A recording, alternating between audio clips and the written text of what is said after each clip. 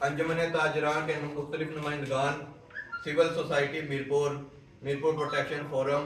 Tellers association اور صحافی برادری کا آج مشترکہ اجلاس میرپور میں ہوا، جس میں میرپور کے عوامی نمائندگان کاؤنسلرز بھی شامل تھے۔ اجلاس میں مشترکہ طور پر یہ فیصلہ کیا گیا کہ کل 15 مارچ کو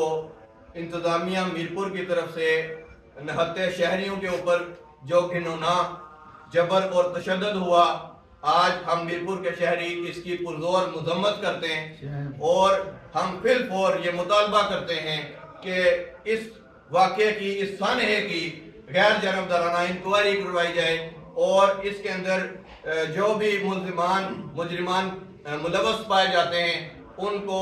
فی الفور نوکری سے سسپینڈ کیا جائے اور ان کے خلاف FIR کاٹی جائے۔ اور اس کے علاوہ ہم انتظامیہ کو،